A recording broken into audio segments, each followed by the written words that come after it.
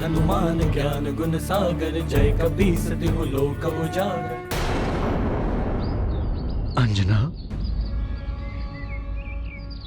क्या तुम भूल गई?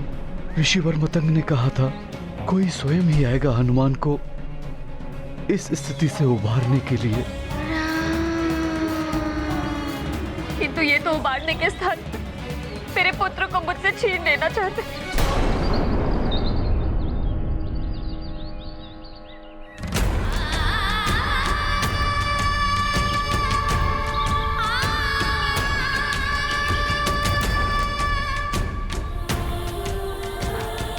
वैद्य जी, आपको हनुमान को स्वस्थ करना है तो यहीं पर कीजिए जैसे पूर्व काल में किया था। उसे यहाँ से ले जाने की क्या आवश्यकता है?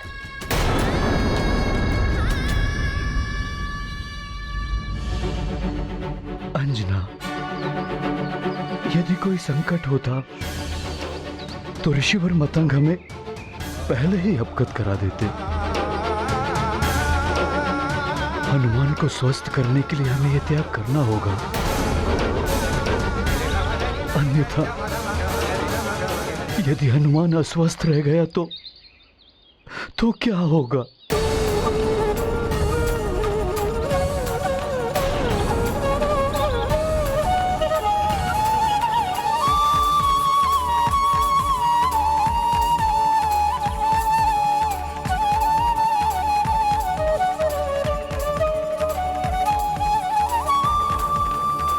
ठीक है वैद्यराज जी,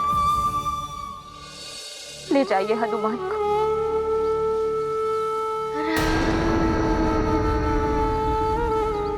किंतु मेरे पुत्र के साथ ही मुझे भी साथ ले जाइए।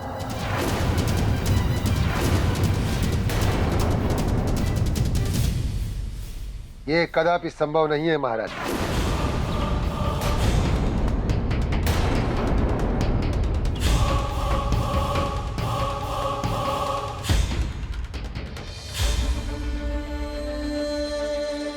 देवी, आप तो एक माँ की पीड़ा का आभास कर सकती हैं। आप समझाइए वैद्य जी को, कोई माँ अपने पुत्र के बिना कैसे रह सकती है?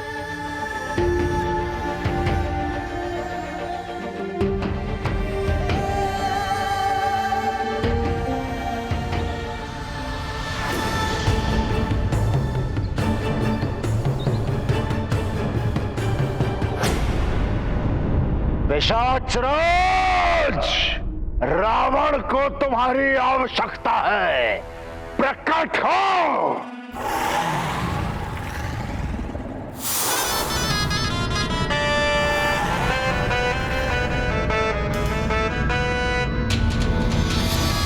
प्रणाम लंकेश, आपने मुझे स्मरण किया। अवश्य ही कोई विशेष कार्य होगा। पिशाचराज, तुम्हारा प्रिय कार्य है पूजा और यज्ञ में विघ्न डालने का। वही करना है तुम्हें। अयोध्या जाकर वहां पर होने वाले यज्ञ को विध्वंस करना है तुम्हें, और फिर अयोध्या नरेश के ज्येष्ठ पुत्र का अपहरण करके उसे यहाँ लंका में लेकर आना है। बस इतना सरल कार्य? सरल कार्य नहीं है ये। सरल कार्य समझने की भूल ना करना इसे।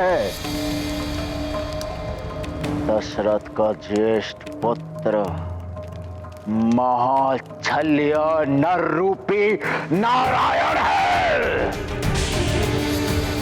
वो छल और बल से कभी भी तुम्हें दुविधा में डाल सकता है, इसलिए सावधान कर रहा हूं मैं तुम्हें। आपका कार्य हो जाएगा लंकेश। अमावस्या की काली रात्रि काल बनकर आएगी अयोध्या के लिए, और उसी रात महाआक्रमण होगा अयोध्या पर।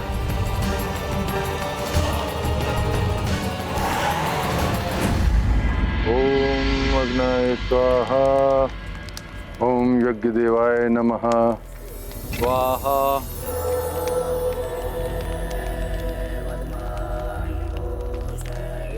राजन, कौशल कुमारी, आप दोनों ने संकल्प कर अपने कर कमलों से यज्ञ आरंभ कर।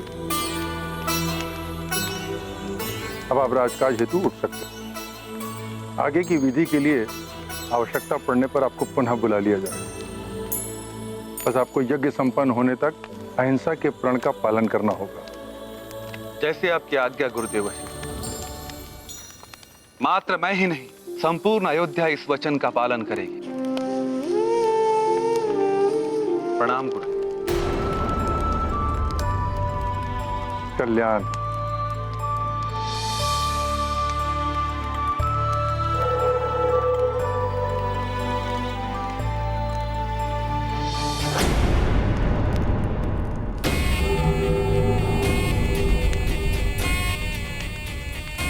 ये यज्ञ सफल नहीं होने दूंगी मैं। राम कभी भी युवराज नहीं बनेगा।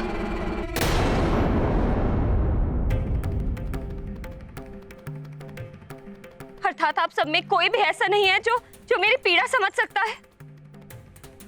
आप सबको मेरी पीड़ा दिखाई नहीं देती।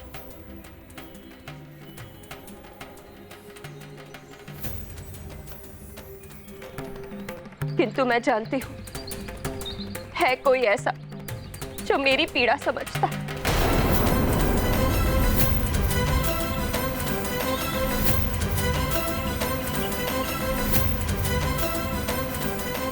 जिसने सदैव मेरे दुख हरे हैं। महारानी जी, आप जो कर रही हैं सोच विचार कर ही करें।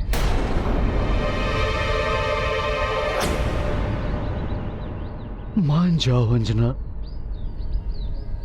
क्या कोई और उपाय नहीं है स्वामी, जिससे माँ की ममता भी आहत ना हो और हनुमान स्वस्थ हो जाए? नहीं देवी, हनुमान की इस व्याधि का एक ही उपचार है और इस उपचार के लिए उसे यहां से लेकर जाना ही होगा। महारानी जी, आपके वचन निभाने में ही हनुमान की भलाई है। आप सब तो रहने ही दीजिए।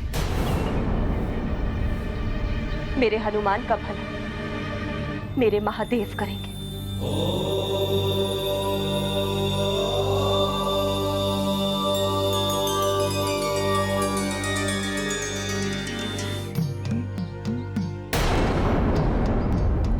द्वारिकाधीश, माँ के लिए इससे बड़ी दुख की बात और क्या हो कि उसे अपने पुत्र को सदा के लिए स्वयं से दूर भेजना पड़े।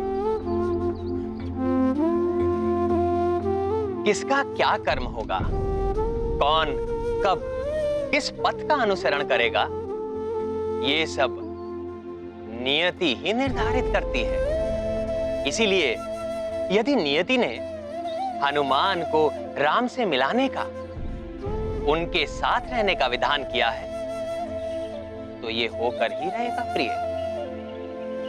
हनुमान को अपने परिवार, प्रजाजनों और सुमेरु को छोड़कर जाना ही पड़ेगा।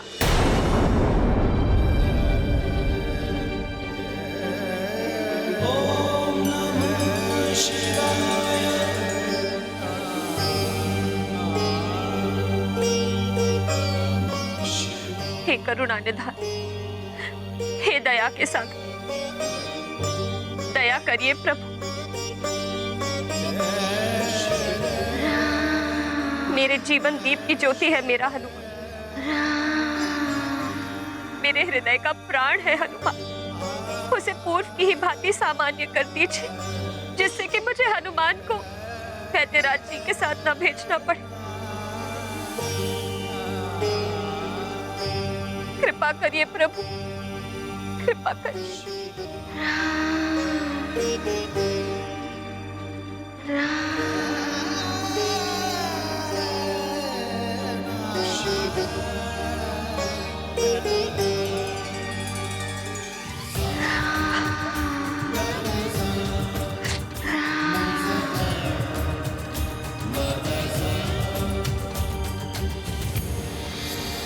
देवी अंजना, वनराज केसरी, भूत भावन भगवान शंकर और माता भवानी का संदेश लेकर आपके पास आया हूं और उन्होंने अपने आशीर्वाद के रूप में ये प्रसाद भेजा है। हे करुणा कर, हनुमान आपका ही आशीर्वाद है मेरे लिए। यदि इसे इस भांति ही जाना था तो आपने इसे मुझे दिया ही क्यों? हे प्रभु, आपको इस भक्त की गुहार सुननी ही होगी।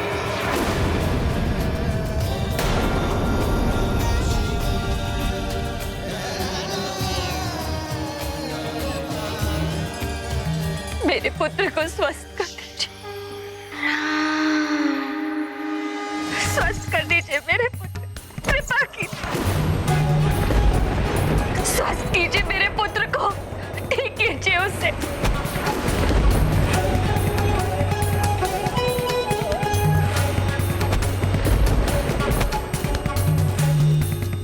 मैं अपने पुत्र का दान नहीं कर सकती।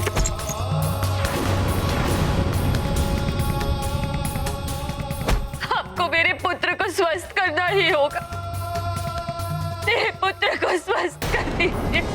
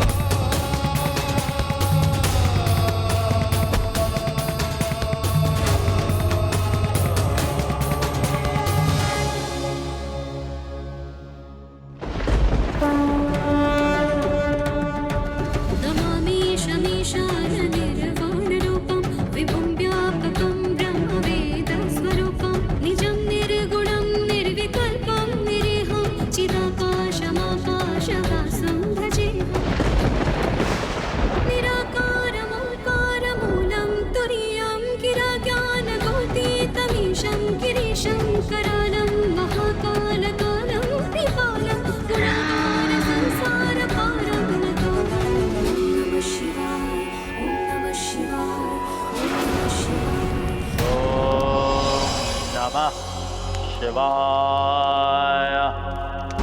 ओम नमः शिवाय। ओम नमः शिवाय। अब उस नारायण के नर अवतार का निकट है। देव घातक एक अग्नि अस्त्र प्रकट हो।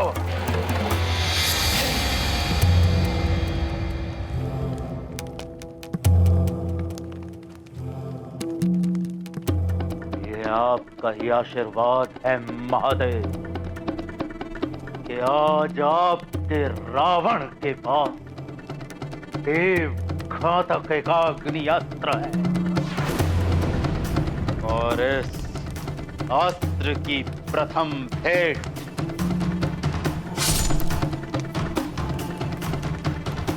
आपके चरणों में समर्पित है।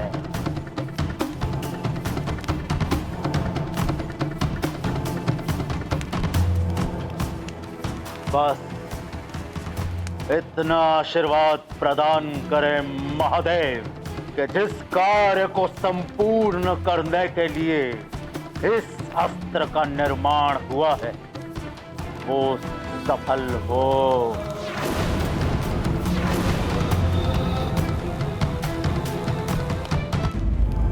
बोलिए नाना श्री, क्या समाचार लाए हैं आप? लंकेश, पिशाच राज अपनी समस्त सेना के साथ नारायण के नर अवतार का अपहरण और निवृत्ति यज्ञ को भंग करने के लिए निकल पड़े हैं और शीघ्र ही वे सब अयोध्या नगरी को घेर लेंगे। उत्तम, अति उत्तम, सर्वोत्तम। असुरों को तो हमेशा रोक लेते हैं सब, परंतु पिशाचों को कैसे रोक पाएंगे? राजा दशरथ, अब तुम्हारा और तुम्हारे अयोध्या का विनाश निश्चित निश्चित है।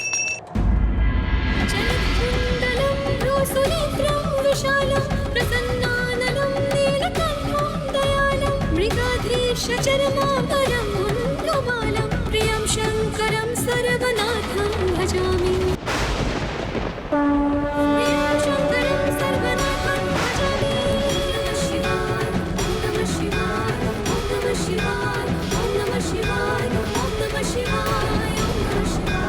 हर हर महादेव, हर हर महादेव, हर हर महादेव।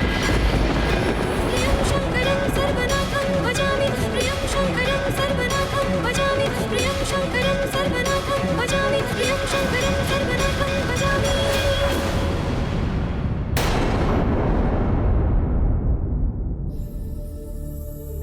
हे देवाधिदेव, मैं अपने पुत्र का दान नहीं कर सकती। आप मेरे पुत्र को स्वस्थ कर दी।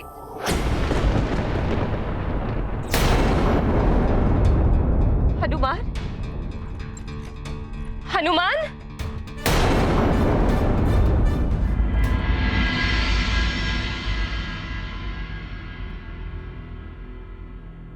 क्या चाहती हो तुम कौशल्या? तुम्हारे उतावलेपन से राम के भविष्य का नाश हो जाएगा। स्वामी, मैं तो मात्र इतना चाहती हूँ कि राम इन दिनों अत्यंत विचलित एवं उदास रहने लगा है। हमें सर्वप्रथम उसके स्वास्थ्य के विषय में सोचना चाहिए। किंतु यज्ञ के समापन के विषय में भी हमें सोचना है। तुम्हें स्मरण नहीं, कुलगुरु वशिष्ठ ने क्या चेतावनी दी थी? यदि यज्ञ में कोई बाधा आ गई तो राम कभी युवराज नहीं बन पाएगा।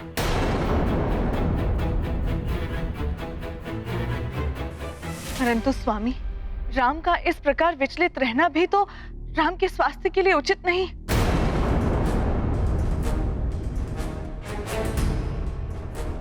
तुम चिंता मत करो, राम शीघ्र स्वस्थ हो जाएगा। मैं कुछ करता हूं।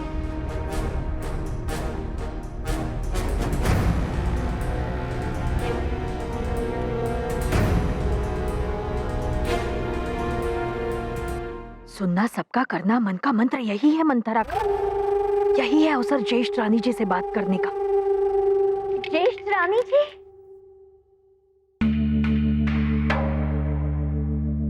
प्रणाम ज्येष्ठ रानी जी। कहो मंत्रा। असत्य बात आए तो जीवा कट जाए। पुत्र ही तो सब कुछ है ज्येष्ठ रानी जी। पुत्र को ही कुछ हो गया तो सब कुछ व्यर्थ है। यज्ञ के पूर्व राम का उपचार ही आवश्यक है। किंतु महाराज की इच्छा भी तो नहीं टाल सकते। माता पिता का कर्तव्य होता है संतान की वर्तमान और भविष्य को संवारना। महाराज की दृष्टि राम का भविष्य संवारने पर, और मैं राम का वर्तमान संवारने का प्रयत्न कर रही हूँ।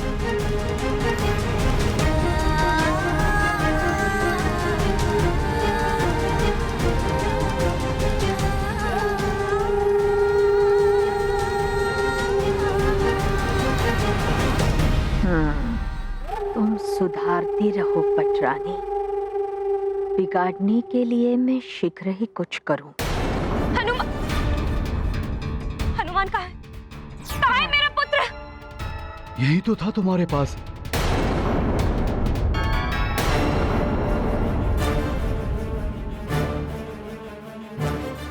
हनुमान, हनुमान में मुझे छोड़कर। अंजना, संभालो स्वयं को। यहीं कहीं होगा हनुमान।